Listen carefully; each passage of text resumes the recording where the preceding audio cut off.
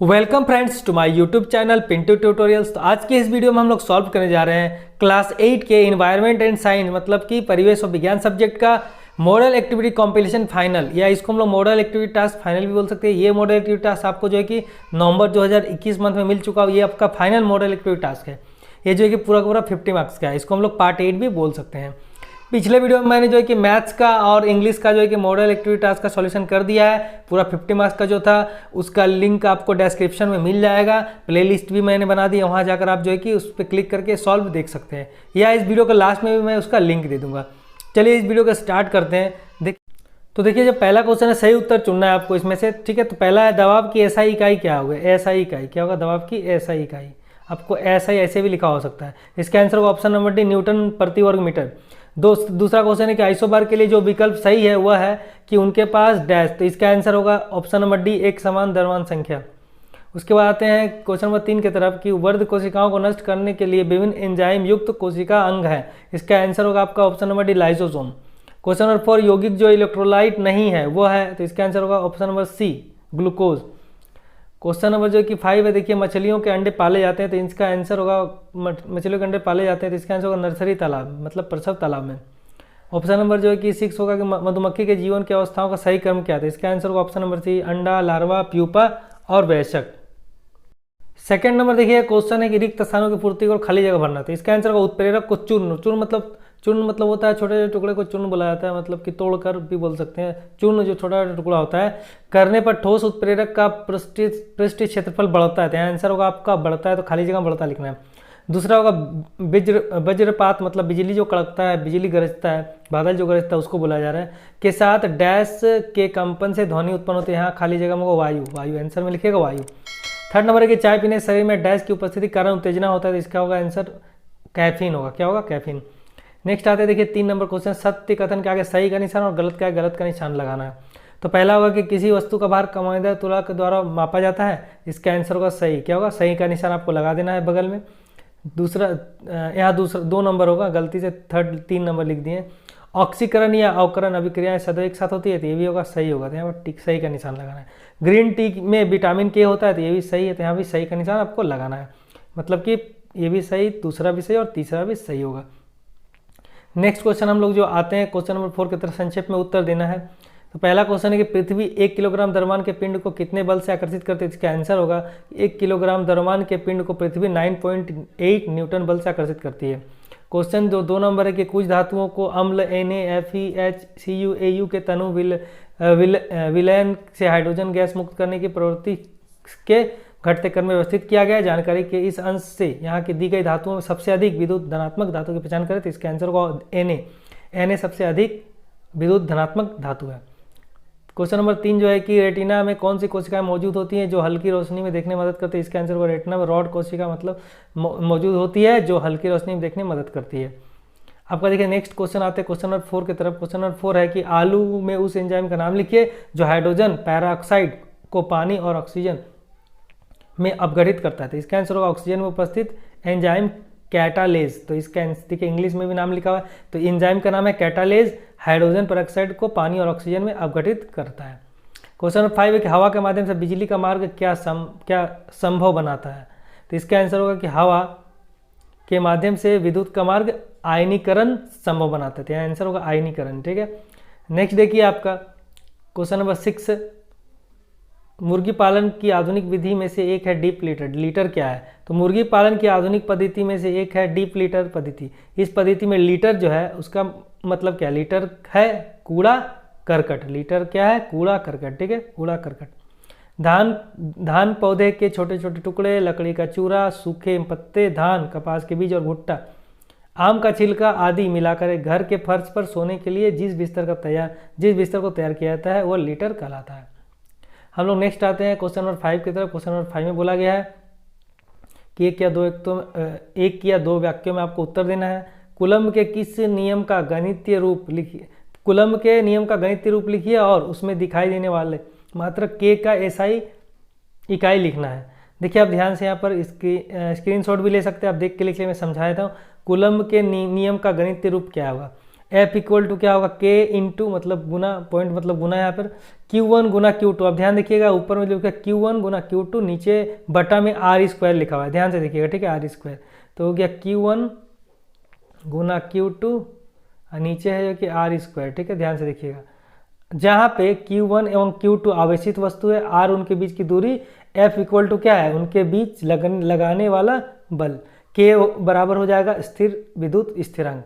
और यहाँ पर जो K का SI मात्रक पूछा, इकाई पूछा, तो न्यूटन मीटर स्क्वायर प्रति कूलम स्क्वायर हो जाएगा। उसके बाद क्वेश्चन नंबर 2 देखिए क्या है, बहुत शुष्क और ठंडे वातावरण में रहने वाले जानवरों में कौन से विशेष लक्षण देखे जा सकते हैं। तो काफ़ी शुष्क और ठंडे परिवेश में रहने वाले प्राणियों की कोशिकाओं में एंटी फ्रीज प्रोटीन रहता है, इसी कारण कोशिका में उपस्थित तरल जमकर बर्फ नहीं हो पाता। इसके अलावा तापक्रम संरक्षण के लिए इनके शरीर में फैट संचय करने वाली कोशिका का आधिक्य होता है। ये आपका हो गया आंसर। क्वेश्चन नंबर 3 जो है, बढ़ते तापक्रम के साथ अधिकांश प्रतिक्रियाओं की दर क्यों बढ़ जाती है। इसके आंसर होगा तापक्रम नहीं रहने पर कुछ रासायनिक प्रक्रिया शुरू ही नहीं हो पाते। रासायनिक प्रक्रिया को शुरू करने के लिए शक्ति की जरूरत पड़ती है। जब तापमान को बढ़ाया जाता है तब उस पदार्थ के अणुओं की गति के कारण शक्ति बढ़ जाती है। इसके फलस्वरूप अधिकांश रासायनिक प्रतिक्रियाएं की दर बढ़ जाती है। क्वेश्चन नंबर 4 देखिए, इन्फ्लुएंजा के लक्षण क्या कहते हैं। इसका आंसर होगा इन्फ्लुएंजा का लक्षण निम्नलिखित है। पहला बुखार होना, दूसरा ठंड लगना, तीसरा खांसी, चौथा नंबर पॉइंट होगा गले में खराश, 5 नंबर पॉइंट होगा नाक बहना या नाक बंद होना, छठा इसका पॉइंट होगा छींक आना, 7वां पॉइंट सिर दर्द, 8वां पॉइंट लिख सकते हैं मांसपेशी में दर्द, और लास्ट जो पॉइंट है 9 नंबर कभी कभी अत्यधिक थकान महसूस करना। नेक्स्ट क्वेश्चन जो है कि आप कैसे निष्कर्ष निकाल सकते हैं, आप कैसे प्रमाणित कर सकते हैं कि पानी में अमोनियम क्लोराइड का विघटन मतलब घुलना एक एंडोथर्मिक, या इसको हम लोग जो है कि हिंदी में जो है कि तापशोषी या उष्माशोषी परिवर्तन है। मतलब कैसे पढ़ते हो, आपका क्वेश्चन में एंडोथर्मिक या आपका हिंदी में भी लिखा हो सकता है एंडोथर्मिक की जगह पे तापशोषी या उष्माशोषी। पहले हमको ये पर इक्वेशन ये लिख लेना है NH4Cl प्लस H2O, एरो दे के लिखना है NH4OH प्लस HCl। उसके बाद देखिए, उसके बाद हमको ये लाइन लिख देना है कि अमोनियम क्लोराइड, इसको हम लोग NH4Cl बोलते हैं, को जल में डालने से यह जल में घुल जाता है और जल्द ठंडा हो जाता है क्योंकि वहाँ उष्मा का शोषण होता है। यह गोल उष्मा शोषी भौतिक परिवर्तन है। ठीक है, नेक्स्ट क्वेश्चन जो है कि 6 नंबर जो कि क्षय रोग को हम लोग इंग्लिश में ट्यूबरक्लोसिस बोलते हैं। आपका क्वेश्चन में ट्यूबरक्लोसिस भी लिखा हो सकता है या टीबी भी लिखा हो सकता है। इसका लक्षण क्या है। क्षय रोग टीबी के निम्नलिखित लक्षण है। पहला, टीबी एक प्रमुख लक्षण है। ठीक है, टीबी का एक प्रमुख लक्षण है खांसी। तो यहाँ पर हो सकता है कि 3 हफ्तों से ज़्यादा समय के लिए खांसी का होना। यहाँ अगर आपको जो है कि नहीं लिखना है, इसको आप काट दीजिएगा गलती से, ये आपको काट दें, ये नहीं लिखना है। लिखना है टीबी का एक प्रमुख लक्षण है खांसी, 3 हफ्ते से ज़्यादा समय से खांसी होना। दूसरा, खांसी में खून आना। तीसरा पॉइंट है सीने में दर्द या सांस लेने और खांसने में दर्द होना, चक्कर आना, रात में पसीना आना, ठंड लगना, भूख ना लगना। क्वेश्चन नंबर जो कि 7 है, कोशिका झिल्ली की संरचना की व्याख्या कीजिए। तो कोशिका के बाहर जो झिल्ली दिखती है वो प्लाज्मा झिल्ली या कोशिका झिल्ली कही जाती है। यह कोशिका को आकार देता है, इसमें छिद्र होते हैं। यह झिल्ली दूसरी कोशिकाओं से उसे अलग करती है। नेक्स्ट क्वेश्चन देखिए है क्वेश्चन नंबर 6 है। क्वेश्चन नंबर 6 में 3 या 4 वाक्यों में आपको उत्तर देना है। पानी, मीथेन और अमोनिया के अणुओं की प्रारंभिक संरचनाएं बनाए जहाँ परमाणु सहसंयोजक बंधों द्वारा धारण किए जाते हैं। देखिए आपको ये मैं दिखा दे रहा हूँ, इसका स्क्रीनशॉट ले लें, आप स्क्रीनशॉट ले लीजिए या आप इसी में से देख के नोट कर लीजिए। सेम टू सेम जैसा लिखा हो ऐसे ही आप जो है किसको अपने कॉपी में लिख लीजिए। देखिए पानी H2O के अणुओं की प्रारंभिक संरचना ऐसे आपको बना लेना है, एरो देखे। मीथेन CH4 के अणुओं की प्रारंभिक संरचना ऐसे बना लेना है। अमोनिया NH3 के अणुओं का प्रारंभिक संरचना आपको ऐसे बना लेना है। आप लोग स्क्रीनशॉट ले लें या देख के आसानी से बना लीजिए। मैं जूम करके दिखा देता हूँ, देखिए। ठीक है, नेक्स्ट हम लोग देखिए क्या है। क्वेश्चन नंबर 2 जो है आपका, क्वेश्चन नंबर 2 देखिए क्या है। तो एंडोप्लाज्मिक रेटिकुलम, इसको जालक भी बोलते हैं हिंदी में, की संरचना और कार्य का उल्लेख कीजिए। तो पहला जो एंडोप्लाज्मिक रेटिकुलम की संरचना, ये प्लाज्मा झिल्ली से उत्पन्न होते हैं और न्यूक्लियर झिल्ली तक फैले रहते हैं।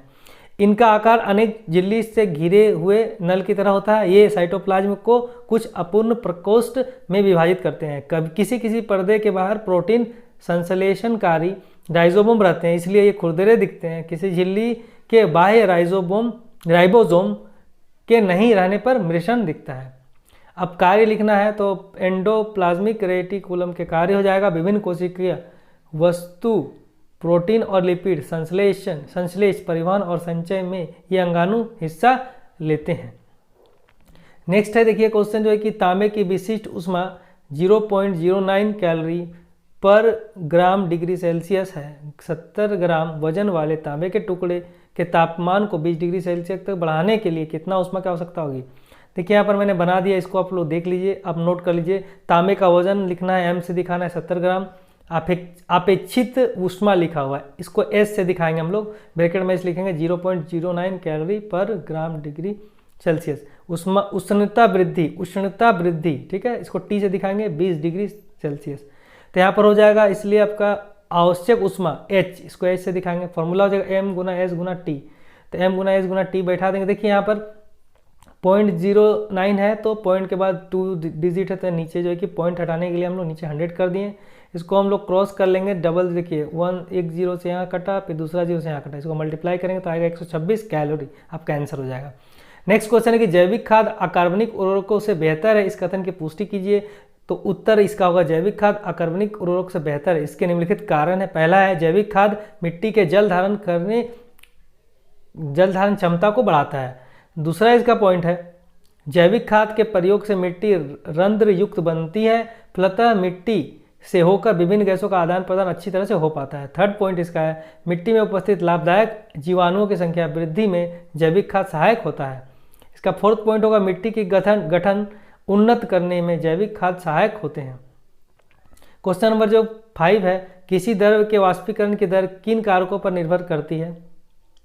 ठीक है, तो 5 का आंसर होगा द्रव का वाष्पीकरण की दर निम्न कारकों पर निर्भर करता है। पहला है ऊपरी तल का क्षेत्रफल, यदि तरल या द्रव के ऊपरी तल का क्षेत्रफल अधिक होगा तो वाष्पीकरण की प्रक्रिया बहुत द्रुत गति से होगी। दूसरा पॉइंट है इसका तरल का तापमान, वाष्पीकरण के लिए किसी विशेष तापमान की आवश्यकता नहीं होती, तरल का तापमान बढ़ने से वाष्पीकरण की प्रक्रिया तेज हो जाती है। थर्ड है कि वायु प्रवाह तेज होने से तरल के वाष्पीकरण की प्रक्रिया तेज हो जाती है। फोर्थ पॉइंट होगा तरल की प्रकृति के ऊपर भी वाष्पीकरण की गति निर्भर करती है, जैसे स्पिरिट बहुत जल्दी वाष्पीभूत हो जाता है। अब देखिए नेक्स्ट क्वेश्चन है, क्वेश्चन नंबर 6 है, मछली के अंडे कृत्रिम रूप से कैसे उत्पन्न होते हैं। तो कृत्रिम रूप से निम्न प्रकार मछली के अंडे को तैयार किया जाता है। सबसे पहले कृत्रिम पद्धति में प्रत्येक स्वस्थ सबल मादा मछली के लिए 2 स्वस्थ सबल पुरुष मछली ली जाती है। सेकंड जगह मछलियों के सिर में मनुष्य की सिर की भांति एक पिट्यूटरी ग्रंथि होती है। इस बीच पिट्यूटरी ग्रंथि का नमूना लेकर उन चुनी गई मछलियों को इंजेक्शन दिया जाता है। पुरुष और मादा मछलियों में से किसे कितनी बार यह इंजेक्शन दिया जाए, इसका एक निर्दिष्ट नियम है। ठीक है, यहाँ पर होगा किसे कितनी बार यह इंजेक्शन दिया जाए, इसका एक निर्दिष्ट नियम है। थर्ड पॉइंट है पिट्यूटरी इंजेक्शन देने के कारण मादा मछली डिंबाणु और पुरुष मछली शुक्राणु निःसरण करते हैं। शुक्राणु और डिंबाणु के मिलन से डीम पोना मतलब अंडा का पोना तैयार होता है। ठीक है, देखिए इसी के साथ आपका जो है कि मॉडल एक्टिविटी टास्क फाइनल 2021, इसको मॉडल एक्टिविटी कॉम्पिलेशन फाइनल 2021 बोलते हैं, ये कंप्लीट होता है। अगर आप चैनल पर नए हैं तो प्लीज़ चैनल को सब्सक्राइब करें और वीडियो को लाइक करें। और एक चीज़ बता दूं कि अगर आपने जो है कि मॉडल एक्टिविटी फाइनल जो टास्क है, अगर आपने उसका सॉल्यूशन नहीं किया इंग्लिश सब्जेक्ट का और मैथ सब्जेक्ट का, तो उसका लिंक मैं नीचे डिस्क्रिप्शन में दे दूंगा या इस वीडियो के लास्ट में उसका लिंक आपको मिल जाएगा। वीडियो देखने के लिए थैंक यू सो मच।